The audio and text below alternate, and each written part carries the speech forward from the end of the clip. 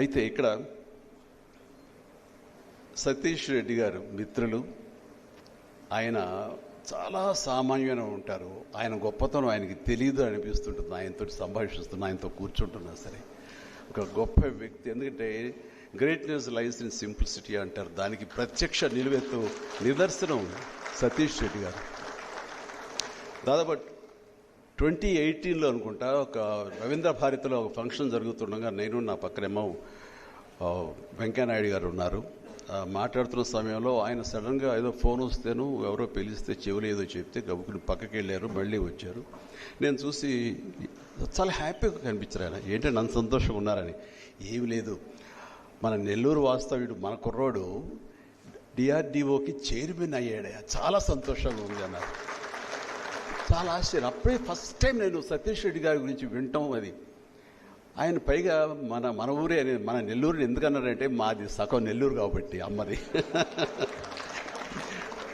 నాకు చాలా సంతోషం అనిపిస్తుంది. అవునండి అని. అప్పటి నుంచి సతీష్ రెడ్డి గారు కానీ ఆయన ఏంటి, ఏ రకమైన ఏ రేంజ్ శాస్త్రవేత్త, ఆయన ఇంత స్థాయికి చిన్న వయసులోనే ఈ స్థాయికి రావడానికి ఏమీ దోహదపడి అనడానికి నేను ఆయన అబ్జర్వ్ చేస్తూ ఆయన తెలుసుకుంటూ ఉంటే కనుక నాకు మిసైల్ మ్యాన్ అబ్దుల్ కలాం గారితో నాకు వ్యక్తిగతంగా పరిచయం ఉంది.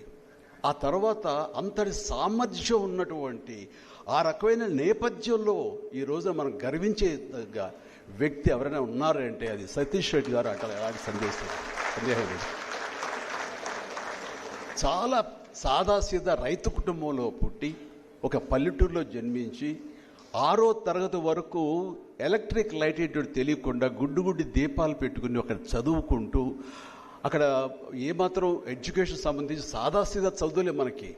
అలాంటి చదువుతూ మన జీవితం ఇంతేలే, ఇక్కడే ఉండిపోవాలి, ఇలాగే సాగిపోవాలి అనే ఒక దీని పరిస్థితిలో కాకుండా వాళ్ళ అమ్మగారి కోరికను బాగా చదువుకోవాలి నాన్న, నువ్వు బాగా పైకి రావాలి అన్న అమ్మ కోరికని ప్రభావం దానితో బలంగా లోపల నాటుకుని ఏమైనా సరే నేను సాధించాలి, నాకంటే ఒక ఇది ఏర్పరచుకోవాలి అనే దాని మీద ఆయన అంచెలంచెలు చదువుకుంటూ చదువే ధ్యేయంగా అలా ముందుకు వెళుతూ ఆ తర్వాత ఆయనకి ఇంట్రెస్ట్ అయినటువంటి ఈ ఫీల్డ్లో ఆయన ఎన్నుకుని అందులో పైకి ఎలా ఎదగాలనే దాని మీద ప్రతి వచ్చిన అవకాశాన్ని దొరకబుచ్చుకుని ఆయన ముందుకు వెళ్ళిన విధానం చూస్తుంటే ఇదిగో ఈ రోజున మన రాష్ట్రానికే కాదు, మన తెలుగు వాళ్ళకే కాదు, మన దేశానికి కూడా ఆయన తలమానికంగా ఉండి మన దేశానికి ఒక రక్షణ కవచంలాగా ఏర్పరిచే దిశగా ఆయన వెళ్ళారంటే కనుక అది అత్యద్భుతం. అది మనం గుర్తించడం కాదు, అంతర్జాతీయ స్థాయిలో బ్రిటన్ గవర్నమెంట్ వాళ్ళు కూడా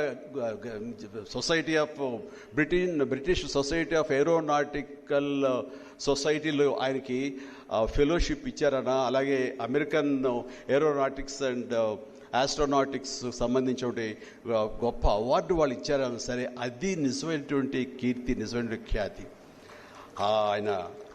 ఆయన సర్వీసెస్ తోటి ఆయన ఏదైతే మిసైల్స్ చేశారో అలాంటివి అగ్ని 5 నుంచి రుద్రం వరకు, అలాగే మిషన్ బాలిస్టిక్ మిషన్స్ దగ్గర నుంచి శక్తి మిషన్ వరకు, అంటే శాటిలైట్స్ని కూడా మనం ఛేదించేటటువంటి ఆ స్థాయి టెక్నాలజీని ఆయన మన దేశానికి, మన భారతదేశానికి అందించారంటే కనుక అది గొప్ప గొప్ప దేశాలు కూడా ఈ రోజున ఆయన పుణ్యం అంటూ ఆయన చేసిన కృషి మూలంగా, ఆయన మనకు అందించిన టెక్నాలజీ మూలంగా అమెరికా, రష్యా, చైనాల తర్వాత మన దేశం ఆ స్థానం ఆక్రమించి టాప్ 4లో మన దేశం ఈ రోజున రక్షణ సంబంధించి, డిఫెన్స్ సంబంధించి ఉందంటే కనుక అది సతీష్ రెడ్డి గారి పుణ్యం.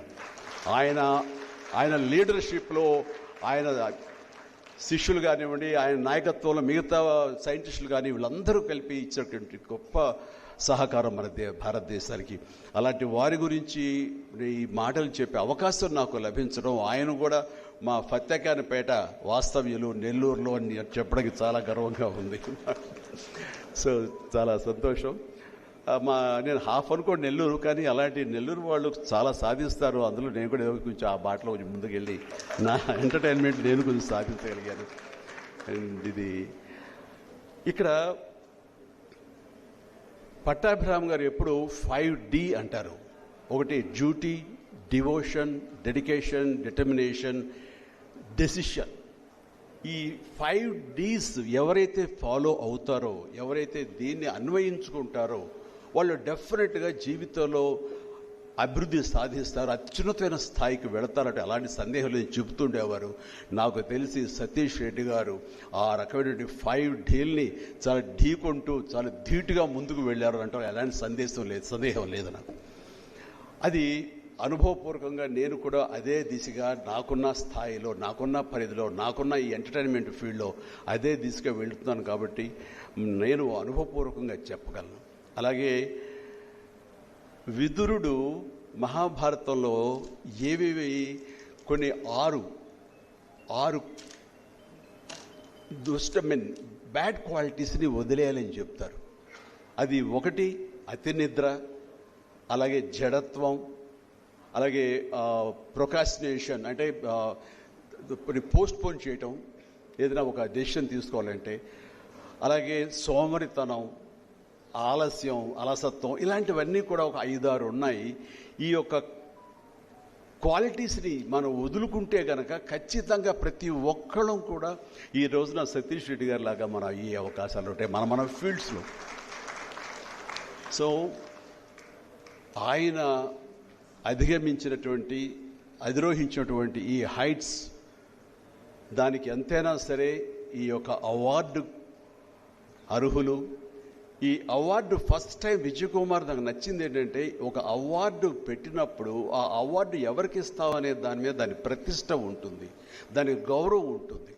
అది కరెక్ట్ అయినటువంటి పర్సన్కి సతీష్ రెడ్డి గారిని ఎంచుకోవడం, సతీష్ రెడ్డి గారికి ఈ అవార్డు అందివ్వటం అన్నది మన పట్టాభిరామ్ గారి అవార్డుని అవార్డుకి ఒక ప్రత్యేకత వచ్చింది, ఒక గుర్తింపు వచ్చింది. భవిష్యత్తులో కూడా మళ్ళీ విజయ్ కుమార్ గారు ఈ అవార్డు ఎవరికి ఇస్తారు అనేది ఒక క్యూరియాసిటీ అనేది ఏర్పడింది. సో అంత గొప్ప వ్యక్తి యొక్క అవార్డుని ఇంత గొప్ప వ్యక్తికి ఇవ్వటం ద్వారా పట్టాభిరామ్ ఈ అవార్డు ఒక ప్రతిష్ట నెలకొంది, ప్రతిష్ట పొందింది. అంతటి గొప్ప అవార్డు ఫ్యూచర్లో ఇది అలా కొనసాగుతూ ఉండాలని, గొప్ప గొప్ప వాళ్ళని ఎంకరేజ్ చేస్తూ ఉండాలని విజయ్ కుమార్ గారు ఈ అవార్డుకి ఎంపిక చేయడంలో యావత్ భారతదేశంలో గొప్ప గొప్ప పేర్లు తీసుకొచ్చిన వాళ్ళు, ఒక ఎగ్జాంపుల్గా నిలబడిన వాళ్ళు, ఫ్యూచర్ యూత్కి స్ఫూర్తిని అందించే దిశగా ఆ విధంగా మీ వంతు సహకారం చేయాలని అండ్ మనస్ఫూర్తిగా నేను మీరు చేస్తున్న ఈ కార్యక్రమానికి నేను హాజరైనందుకు కానీ నన్ను పిలిచినందుకు నా ధన్యవాదాలు తెలియజేస్తూ, వచ్చిన ప్రతి ఒక్కరికి నా హృదయపూర్వక నమస్కారాలు తెలియజేసుకుంటూ ధన్యవాదాలు తెలుపుకుంటూ సెలవు తీసుకుంటాను. జై హింద్.